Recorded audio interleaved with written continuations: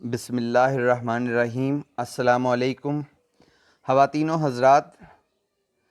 نظام شمسی زمانہ قدیم سے انسانوں کی فکر و تحقیق کا مرکز رہا ہے۔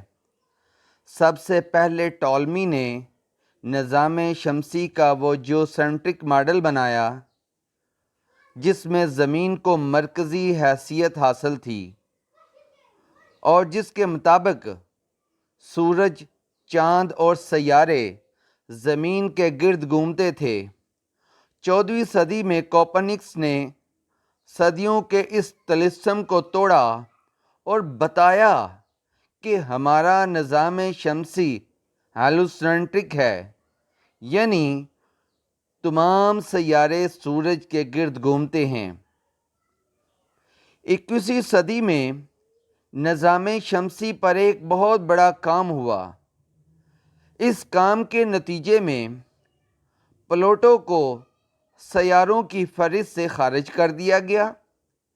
یہ نظام شمسی میں کسی قسم کی تبدیلی نہ تھی، بلکہ اس زاویہ نظر کی تبدیلی تھی جس کے مطابق نظام شمسی کو دیکھا جاتا تھا۔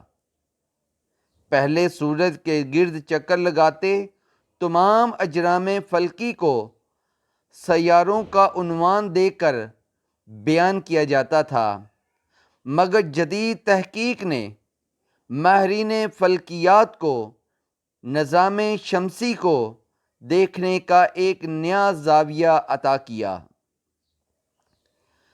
اس زاویے کے تحت نظام شمسی کے گرد گھومنے والے اجرام فلکی کو 4 حصوں میں تقسیم کیا گیا ہے۔ سب سے پہلے عطارد، زہرہ، زمین اور مریخ ہیں۔ یہ مٹی اور چٹانوں سے بنے چھوٹے سیارے ہیں۔ اس کے بعد چھوٹے چھوٹے اجرام فلکی کا ایک سلسلہ ہے۔ اس کے بعد تیسرے نمبر پر مشتری، زحل، یورینس، نیپچون جیسے سیارے ہیں جو جسامت میں بہت بڑے ہیں، جبکہ ان سے باہر بہت چھوٹے اجرام فلکی ہیں جو ہزاروں کی تعداد میں ہیں۔ پلوٹو کو اس کے بہت چھوٹے سائز کی بنا پر اب سیاروں کی فہرست سے نکال کر اسی چوتھے گروہ میں شامل کر دیا گیا ہے جو بہت چھوٹے اجسام پر مشتمل ہے۔ نظام شمسی پر ہونے والا یہ کام بتاتا ہے کہ علم کی دنیا میں حقائق پر غور و فکر سے حقیقت نہیں بدلتی، یا تو نئے حقائق ہمارے علم میں آ جاتے ہیں جو پچھلوں کی نظر میں نہیں آ سکے، یا پھر کوئی ایسا نمایاں پہلو ہمارے سامنے آ جاتا ہے جو پہلے نہیں آ سکا۔ تو خواتین و حضرات، جو معاملہ کائنات کا ہے وہی معاملہ دین کا بھی ہے۔ خدا کا دین وہی ہے جو رسول اللہ صلی اللہ علیہ وسلم پر نازل ہوا۔ اسے قدیم اہل علم نے بھی سمجھا اور جدید اہل علم بھی سمجھ رہے ہیں۔ زمانہ قدیم میں اہل علم دین کو جس طرح بیان کرتے تھے، جدید دور کے اہل علم اس کے بعض پہلوؤں کو قدرے مختلف زاویے سے بیان کرتے ہیں۔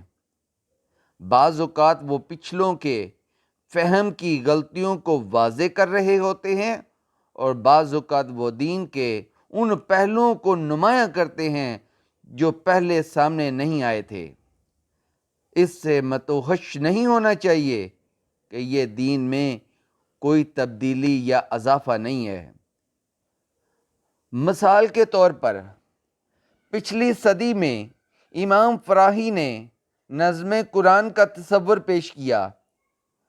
اگرچہ اس کا ذکر اسلاف کے ہاں بھی انفرادی طور پر بعض اہل علم جیسے امام رازی کے ہاں ملتا ہے، مگر امام فراہی نے اسے بڑی تفصیل سے بیان کیا ہے، اور ان کے شاگرد رشید امین حسن اصلاحی نے اس کی بنیاد پر اپنی مشہور تفسیر تدبر قرآن لکھ کر نظم قرآن کو بالکل کھول کر کے رکھ دیا ہے۔ یہ کوئی اجنبی چیز قرآن میں داخل نہیں کی گئی، بلکہ یہ نظم قرآن میں پہلے ہی موجود تھا، جسے امام فراہی اور اس کے تلامذہ نے فکر و تدبر کے بعد واضح کر کے بیان کر دیا۔